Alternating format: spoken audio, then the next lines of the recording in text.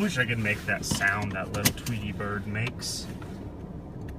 Sad things in my life, where I feel like that kind of stuff. Oops, lights up. It'll happen. It's so dark outside. Yes! I thought it would work. Look at that. I can get 2016 popped up if I use the code word New Year. Hello everyone, I hope you are doing great this morning. It is 7:16 Eastern Standard Time. I am up a little earlier than normal actually, and you guys get the benefit of that as I'm gonna go make a Starbucks run and get myself some food and give you guys a little download info.com. We have released what I like to call the FBA Master Manifesto, the Online Seller Manifesto. It is live as of like 2 this morning, I think. So make sure to go check it out if you have things you would like to add to it. This is a community manifesto. This is not just Chris is going to say something and that's going to be the end of it. This is actually for the community. So if you have things you would like to add, please let me know. I'll turn a little light on for you guys. And we will make sure to get those in there and even give you credit for handing them over to the manifesto. Yesterday I did a blog post about, now this is commonly overlooked sales tax deductions. Now if you were a Periscope listener, you probably saw that Periscope last week. Now it's just in a written format so you can actually go back and like go, oh, I didn't remember this, or oh, da-da-da. So it was written for you guys because you guys heard the information, then I just wanted to write it down for your use later on. So we have that. Then, give you guys a little background. I have been a busy writer lately. Work is a tad slow, don't tell my boss. But I've been able to do a little bit of writing. So, let's see here. What do we have on docket for next week? See, I believe next week we have how to read Keepa charts, and it's a nice little guide on that.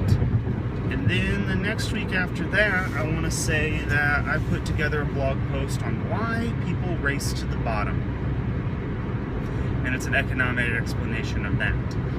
So keep an eye out for those things. On other news, Gumroad, I've got to look to see if we even have any left. We may have 2 or 3 copies of a list left. That would be about it. I'm going to talk with John today. John's really the mastermind behind the Gumroad group, so he will be there. We have the Boxable Detail coming out tomorrow, so I'm going to be putting that video together for all you Gumroaders out there. And let's see, what else do I have? My butt is getting hot from these seat warmers. John should be writing a blog post tomorrow. Mike is on Friday, maybe Thursday. He may be a Thursday post about end of the year reports. Are you guys running your end of the year reports? Make sure to do that. Start figuring it out. We're going to have a post up about it. I did a video last year about it, so you can check out the FBA Master YouTube channel for that video. It's probably a little outdated, so I may need to do another one because Seller Central has changed so much. So I can't guarantee the information is going to be perfect. But it's at least a starting point. I imagine if you watch it and go, oh, I can figure out how to get there from here. You can go from there. So those are the topics of the day, or the announcements of the day. Oh, one last thing. The Replan group got their video. Great Green in 2013. You're about to get a video today for your December bit. And we'll be doing some of the January ones. Yeah, we're going to have everything ready to go. We may even release another Replan group.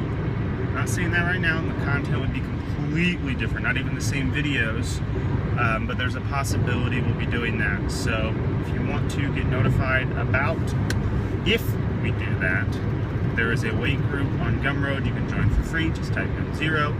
You get it, and then you'll go, oh, he's going to announce when they're going to do the next group. I wanted to get at least a month or so under my belt to make sure that we were providing enough value to those who were on the first list before offering a second list. So odds are the new list is going to be live, if everything works out, mid-January.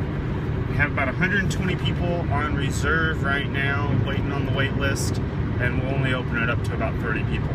So, and I don't think we'll open up another group after this second group, just as an FYI. So now for the content of the day. I am going to turn off this light so I can drive and talk to you about the race to the bottom.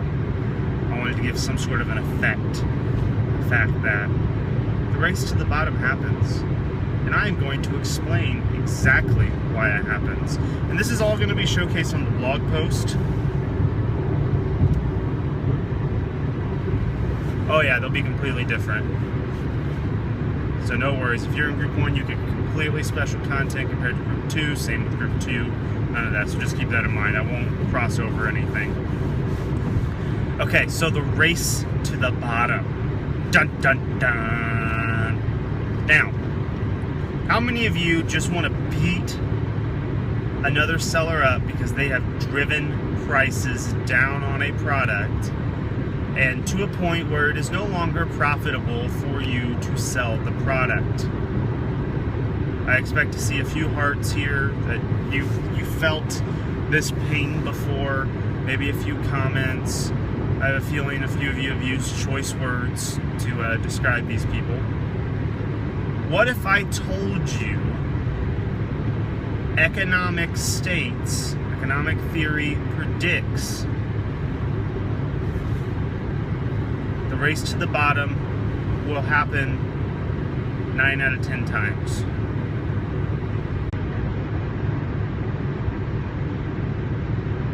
And I can actually, I have my example to prove it. Okay, so here's what happens. If you guys were back in an economics course, you've probably heard of the little example called the prisoner's dilemma. Okay, this is very popular in the economic space. One of actually my personal favorites. I loved it so much I ended up taking a course from Yale on iTunes U to learn more about the entire idea of game theory, which is kind of fascinating. But so here's the dilemma. Me and my buddy John, so we're going to use John as the example here. We go and we decide we are going to commit a crime. Okay? We're robbing a bank or something or another. We're committing some sort of crime. And we get caught by the police. So we get drugged downtown and we get put in separate interrogation rooms, okay? And they come in to interrogate us, and we kind of know what's going to happen here. There's 4 different scenarios, okay? 4.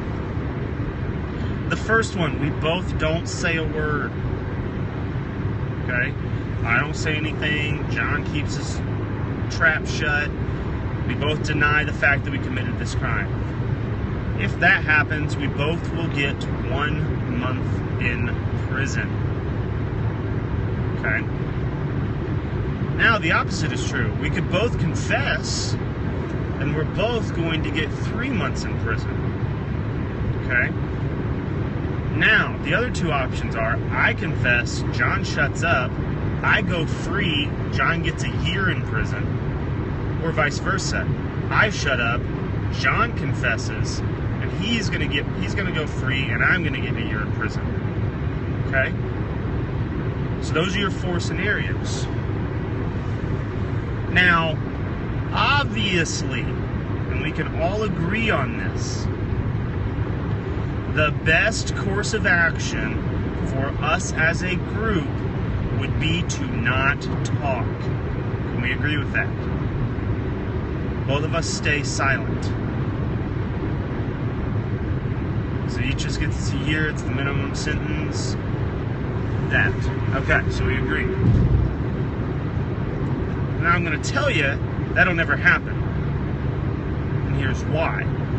I'll tell you I can predict, based upon game theory, that we will both confess. Why? Well, it's called, in game theory, Nash equilibrium. You can also talk about an incentive to cheat.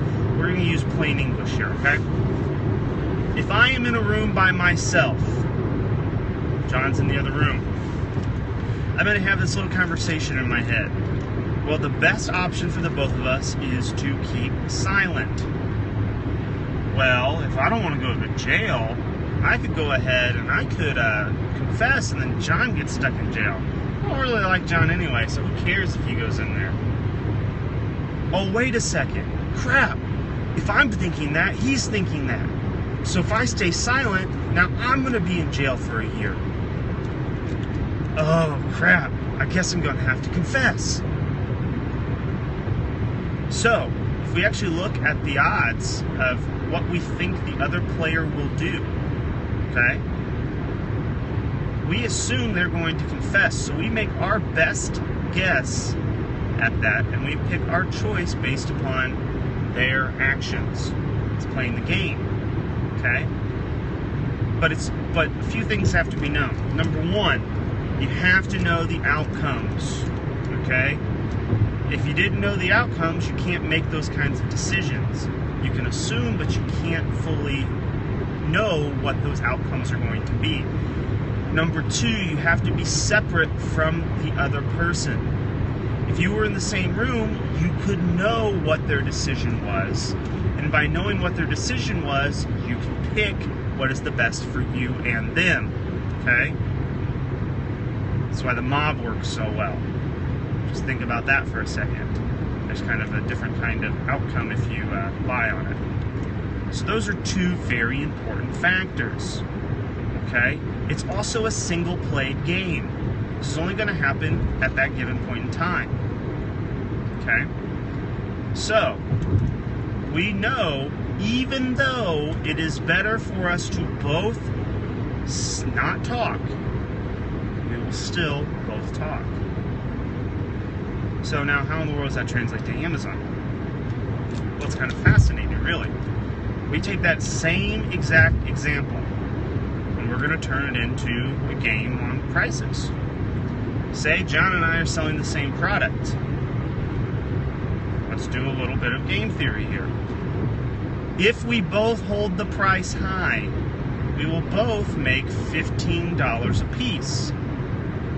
Or $10 a piece off the product, okay? We'll go with $10 a piece.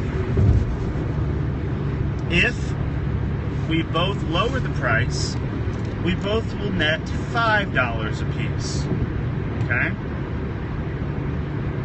If I lower my price and John doesn't lower his, I will make $15 and John will make $0, okay? Vice versa is true. If John lowers his price and I hold steady on mine, John is going to make $15 and I'm going to make $0. Okay? So, if you actually look at it, and in the blog post that I wrote, you actually see charts, this is almost identical to the prisoner's dilemma. The only thing that is different is the fact that we are a little bit different in the dollar amounts. But the premise is there. Now we can go into a real deep discussion of multiple players in the game and how that affects it, but that's a whole nother blog post, and that's real deep in economic theory, and I'm not going to go into that with you guys today.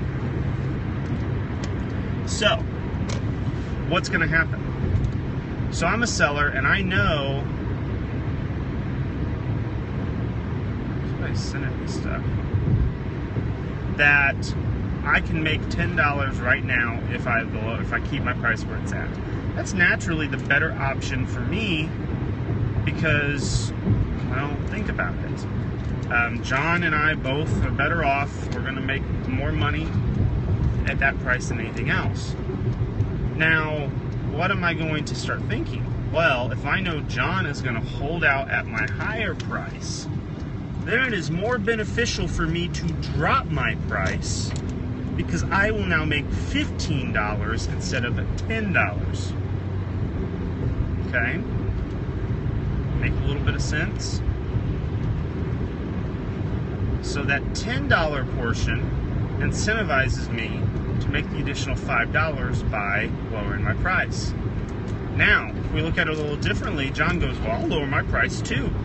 If Chris holds out where he's at, I'll make $15. What does this do? It drives us to the Nash equilibrium, which is $5 profit each. Even though we both know it is better to keep the price high, we will both make the decision to lower the price. Okay? So there's your game theory for the day. I see I lost about 3/4 of our audience. So note to self, don't talk economics 7 o'clock in the morning. But that is why the race to the bottom exists. And no one ever explains it. Everybody just says, oh yeah, it happens. I wanted to take the time to actually explain why it happens, because if you understand that, and my next blog post after the game theory one is going to be how to play the game. If you understand how the game works, you can use that to your advantage to really manipulate the game into your favor. Okay?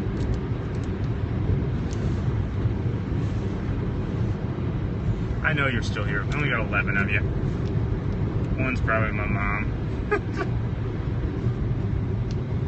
So, that is just a little bit of info for you guys.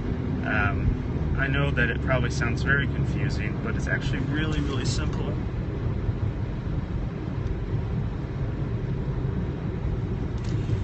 Yeah, so the whole thing is that we, in a game with known outcomes, we have to assume that the other players will act in a rational way, okay? Sometimes people aren't rational. That's one caveat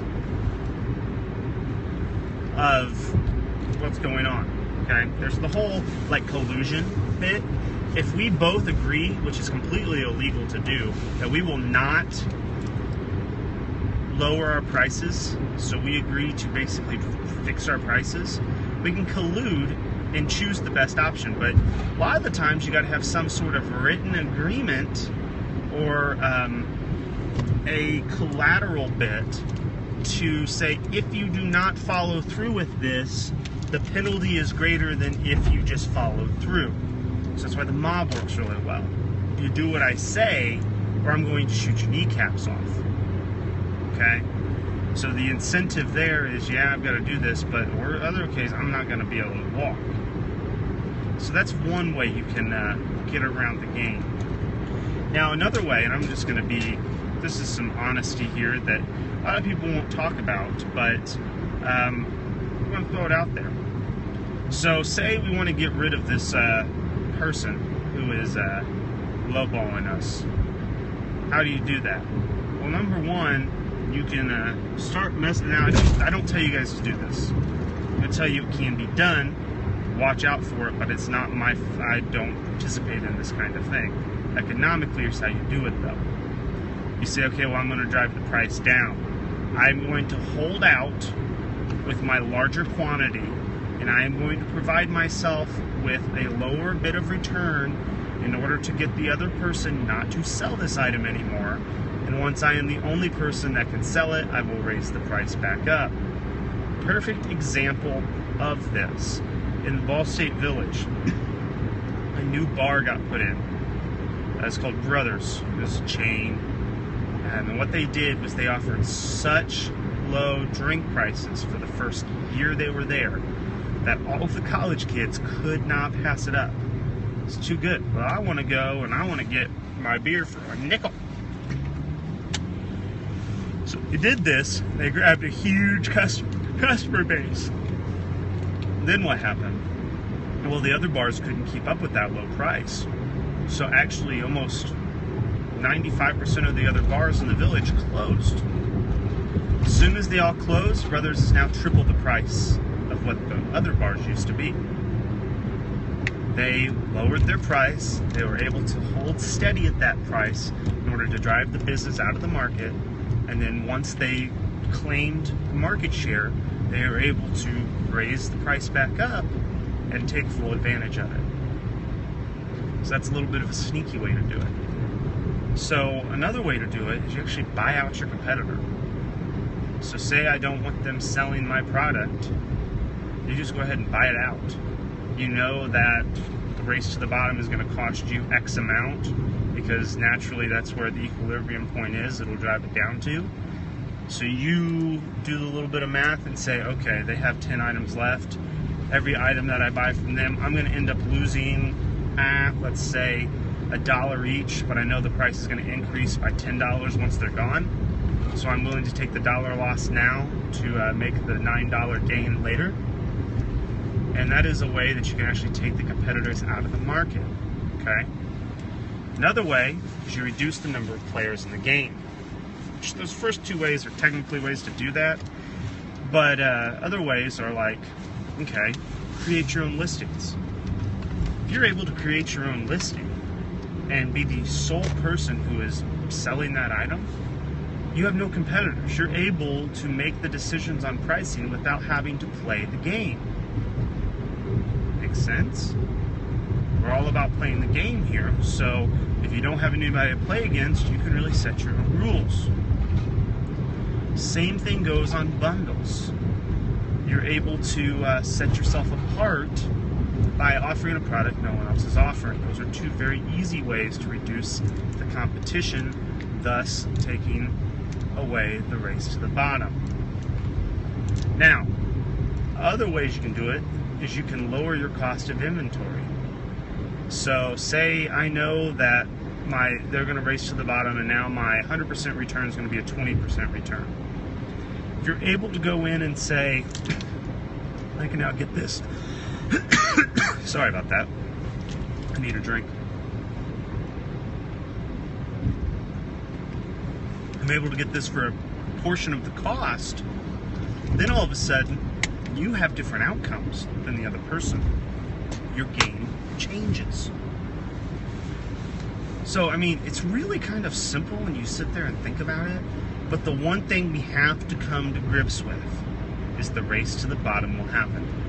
We can bitch, we can complain, we can cry, we can whine, we can do whatever, but it's going to happen.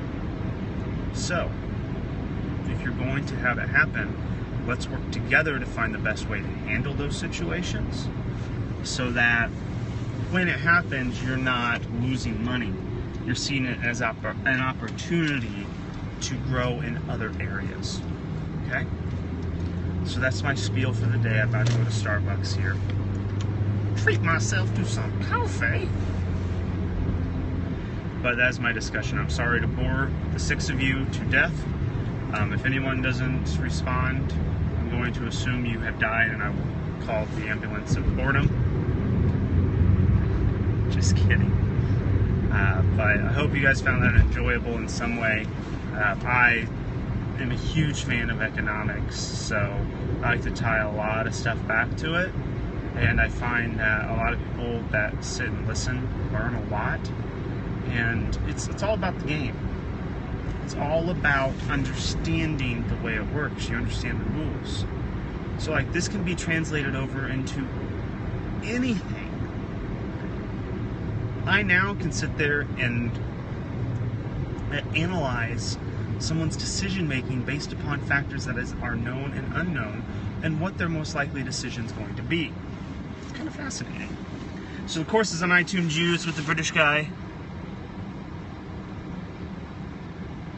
Holdouts, could you explain that a little bit? What do you mean by holdouts? So like I hold out at a certain price, let them drive it to the bottom? Is that what we were assuming there? Okay, so say player A is going to say, I'm going to hold, and player B is going to drop. So holdouts are a secondary theorem there, okay? So the way it works is if I am going to hold out, we're going to basically play multiple rounds of the game. Now, in the world of Amazon, it's a little bit different. It's the same, but a little bit different. So let's say here, if the supply of products to both parties is unlimited, a holdout will not net you a single dime. Okay? So that is something to be aware of. If the product is unlimited in stock, and you can go get it anywhere, and you can go buy tons of it, a holdout does you no good. Because if you hold out, the other person is making bank, so they're just going to keep on making bank, and you're just going to be stuck with the products. Okay? So that's what the holdout scenario is. Now, if there is a limited supply, which the majority of items are limited supplies, you can actually hold them out. But the one thing that Amazon provides as a game theory kind of a kink in the system is the fact that we have multiple players in the game. Okay? We're able to, with a reasonable certainty, go through and we're able to say that Joe has 10 of these items, Chris has 6, I have 22, I'm going to hold out until they sell out. So you walk a fine line in that area, because the theory essentially states that we have to play the game again. And that game again between the lower sellers is going to drive that price even lower. Then we start getting into a little bit of supply and demand, and the supply and demand states that more people are going to buy it the lower the price goes. So we're going to have an artificially high sale or low sales rank with this, blah, blah, blah. What the issue we run into with analyzing it on a multi-game level with a multiplayer aspect is the fact that we don't know how long how big of supply they have access to.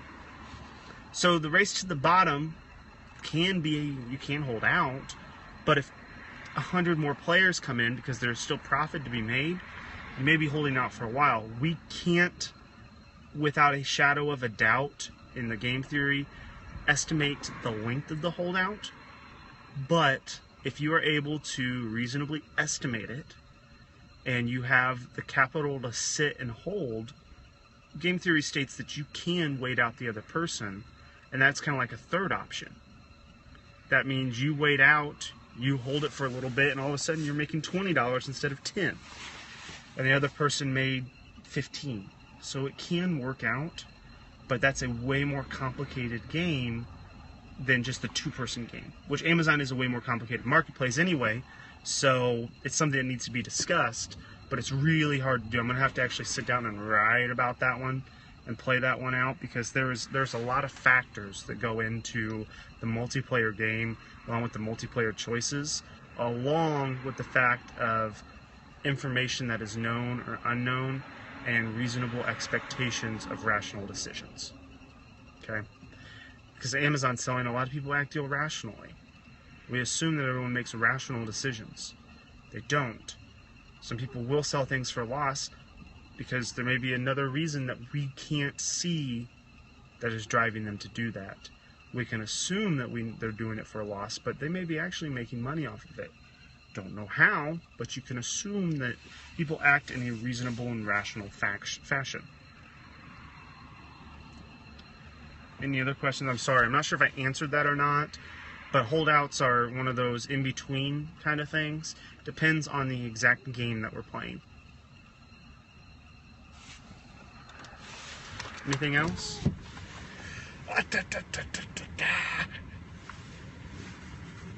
It's all about the game and how you play it. It's all about control and if we can take it.